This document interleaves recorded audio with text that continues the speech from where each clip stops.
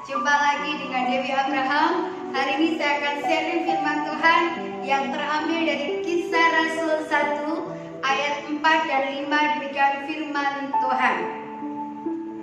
Pada suatu hari ketika ia makan bersama-sama dengan mereka, ia melarang mereka meninggalkan Yerusalem dan menyuruh mereka tinggal di situ menantikan janji Bapa yang demikian katanya, telah kamu dengar daripadaku, sebab Yohanes membaptis dengan air, tetapi tidak lama lagi kamu akan dibaptis dengan Roh Kudus. Judul firman Tuhan hari ini adalah Lockdown ala Kerajaan Surga. Mungkin saudara berpikir, Bu Dewi kok banyak ikut-ikutan istilah sekarang yang lagi tren lockdown. Lockdown itu artinya pembatasan. Lockdown itu artinya perintah untuk tidak meninggalkan suatu tempat, stay di tempat. Kita juga sering mendengar istilah yang namanya social distancing. Orang sampai ketakutan dengan yang namanya virus corona. Mereka berani jaga jarak, pakai masker. Tetapi yang lucunya begini, untuk virus corona mereka ketakutan dan rela jaga jarak. Tapi kenapa untuk virus dosa susah untuk jaga jarak? Sudah tahu itu dosa, sudah tahu itu salah, tetap dilanggar dan tetap ditabrak. Hari ini saya bicara tentang lockdown kerajaan surga. Yesus dengan tanda petik melockdown murid-muridnya untuk tidak meninggalkan Yerusalem. Mengapa? Ada satu janji yang Tuhan berikan, kalau mereka tetap taat tinggal di Yerusalem, mereka akan menerima Roh Kudus, mereka akan dibaptis Roh Kudus, mereka akan menerima kuasa Roh Kudus. Hari ini kita akan belajar bagaimana lockdown itu bukan sesuatu yang harus kita takuti, bukan sesuatu yang seperti momok yang dilakukan murid-murid ketika Yesus melockdown mereka. Yang pertama, mereka taat. Sekembalinya mereka dari bukit di mana Yesus naik ke surga, mereka tidak kembali ke daerah masing-masing. Mereka tidak mudik, tapi mereka ikut aturan mainnya Tuhan untuk tetap tinggal di Yerusalem. Kalau kita baca ayat yang ke-14, ketika mereka sudah tiba di Yerusalem, mereka naik ke loteng atas, mereka berdoa. Taat itu begini saudara, bahasa aslinya hupaku. Hupaku itu memposisikan diri untuk tunduk di bawah suatu otoritas. Pada sebuah keluarga, kepala keluarga atau seorang bapak punya otoritas, dan istri juga anak harus ikut aturan main kepala keluarga. Di rumah saya berlaku begini, kalau sampai pulang di atas jam 9 malam, itu alamat kena utang. Kecuali ada hal tertentu, misalnya latihan musik di gereja, karena perjalanan agak jauh, kami maklum. Tapi kalau hanya karena main mereka melanggar aturan, pasti ada hukuman yang mereka terima. Dan kalau Anda ada seorang jemaat, Anda harus punya penundukan diri terhadap seorang gembala. Jangan pernah melawan otoritas gembala, karena mereka yang Tuhan percayakan untuk menjaga jiwamu. Dan kalau Anda seorang warga negara yang baik, Anda harus tunduk dengan aturan pemerintah. Jangan berkata begini, aku nggak mau diatur, aku nggak mau diarahkan, aku maunya sendiri, aku mau keluyuran sendiri, aku mau pergi kemana-mana, itu hakku. Aku nggak mau dibatasi. Ini namanya sombong. Antara iman dan kesombongan itu beda-beda tipis. Kalau iman dasarnya firman, tapi kesombongan itu dasarnya ego pribadi. Ketika saya lihat televisi, saya tertawa bagaimana orang itu susah untuk taat.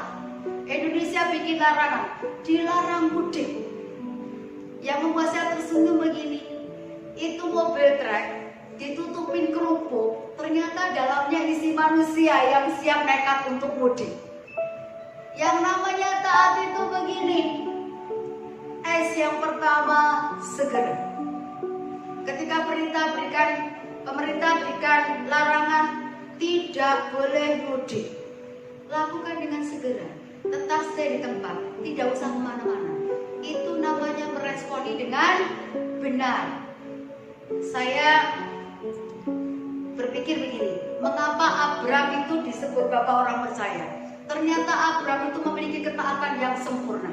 Kalau kita baca Kejadian 22 ayat 1 sampai 5, ketika Tuhan berikan perintah begini, Abraham, persembahkan anakmu Ishak.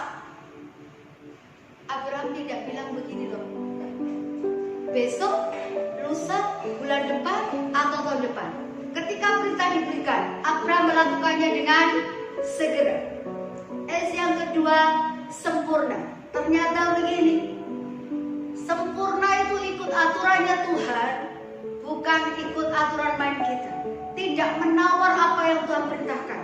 Seandainya Abraham menawar dan bilang begini, Tuhan, jangan Ishak Tuhan. Tuhan kan janji, Ishak anak perjanjian. Kalau anaknya aku persembahkan selesai, berarti janji Tuhan tidak akan nyata dalam hidup saya. Kan ada anakku yang lain. Karena Abraham taat, Abraham gak mau berbantah dengan Tuhan. Dia melakukannya dengan segera dan sempurna. Saya diberkati dengan kesaksian sahabat baik saya, Pastor Hendra yang ada di Vietnam. Awal Mei Vietnam sudah pulih. Posisi saya waktu itu Februari ada di Malaysia. Saya tanya begini, Pastor Hendra, kondisi Vietnam gimana? Kami akan lockdown Bu, dengan segera dan sempurna. Ternyata begini, Mei Vietnam sudah normal. Kata Pastor Hendra begini, Vietnam sangat menghargai otoritas pemimpin. Jadi ketika lockdown terjadi, pusat pemerintahan tutup, kantor-kantor semua tutup, perusahaan tutup, termasuk tempat ibadah. Tidak ada yang mencoba-coba nekat melanggar aturan. Kalau Anda ini semuanya cepat berlalu, ikuti aturan mainnya. Percaya satu hal begini, Tuhan lebih tahu yang terbaik untuk umatnya. Tuhan berikan Roh Kudusnya kalau anak-anaknya, murid-muridnya taat kepada aturan mainnya Tuhan. Mereka tidak berbantah dengan Tuhan dan bilang begini, Tuhan, 3,5 tahun aku mengikut Engkau kemana Engkau pergi. Setelah Engkau ke surga, sudahlah waktunya aku bisa ketemu dengan keluargaku, ketemu dengan kerabatku dan lain sebagainya. Aku nggak mau ikuti aturan Tuhan, aku pulang ke Galilea. Dengarkan baik-baik, Pentakosta bisa terjadi karena ketaatan anak-anak Tuhan, ketaatan orang percaya, ketaatan murid-murid Tuhan.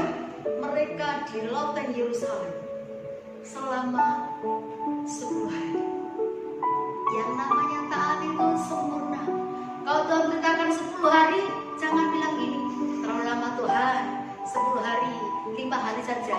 Itu tidak taat. Vietnam bisa keluar dari lockdown karena ketaatannya terhadap sebuah otoritas. Saya mengasihi Indonesia, saya berikan contoh ketaatan negara lain bukan untuk membandingkan, supaya kita tahu bahwa nilai ketaatan itu membawa kebaikan buat hidup kita. Saya seringkali khotbah di ibadah 10 hari. Yang saya lihat begini, minggu-minggu awal dimulai hari Jumat kan biasa doa malam, orang masih penuh. Jumat, Sabtu, Minggu, Senin, hari ke-5 mulai berkurang, ke-6, ke-7, ke-8 mulai berkurang, baru hari ke-10 penuh lagi. Ini tidak taat. Kalau taat, pemerintah kasih aturan 14 hari, sudah ikuti 14 hari. Jangan coba-coba begini, bosan di rumah, gak suka, rasanya boring. Dengarkan baik-baik loh. Ketika murid-murid Yesus di lockdown di lautan Yerusalem 10 hari, yang mereka lakukan menyembah Tuhan, memuji Tuhan, melakukan sesuatu yang rohani, melakukan sesuatu yang positif tanpa bosan-bosan. Kita harusnya bersyukur loh, walaupun kita lockdown, kita masih bisa di rumah melakukan sesuatu. Bapak-bapak masih bisa sekarang coba-coba jadi chef. Mulai munculnya bapak-bapak yang suka di dapur. Anak-anak muda gak usah boring lagi, mereka masih bisa bikin TikTok. Para hamba Tuhan gak usah boring lagi, masih bisa bikin video-video khotbah. Jangan anggap lockdown ini suatu siksaan, jangan anggap lockdown itu suatu tekanan, tapi anggap lockdown itu cara Tuhan untuk mendisiplin kita, belajar memberikan waktu yang terbaik, waktu yang banyak buat Tuhan. Terus yang kedua, bagaimana kita bisa melewati lockdown itu dengan benar? Yang kedua, taat dan tekun. Tekun itu begini saudara, kegiatan yang dilakukan berulang-ulang, aktivitas yang dilakukan berkali-kali. Seringkali orang bisa merasa bosan, ini lagi, itu lagi, ini lagi, itu lagi. Tapi yang membuat murid-murid Tuhan dan murid-murid yang lain, kenapa mereka nggak bosan? Karena mereka satu tujuan, menyenangkan hati Tuhan. Satu tujuan, menantikan janji Tuhan, turunnya Roh Kudus dalam hidup mereka. Saya ingat ketika saya SMP, nenek saya bilang begini, kalau kamu lulus dengan nilai yang baik, saya akan berikan kamu sepeda mini itu saudara. Saya berusaha mati-matian, saya belajar berikan nilai yang terbaik. Saya tidak ikut main teman-teman saya karena satu tujuan, saya dapat nilai yang baik supaya saya dapat sepeda. Ternyata begini, ketika saya taat dengan aturan nenek saya dapat nilai yang baik dan akhirnya saya bisa mendapatkan sepeda. Pentakosta bisa terjadi karena ketaatan dan ketekunan murid-murid Tuhan.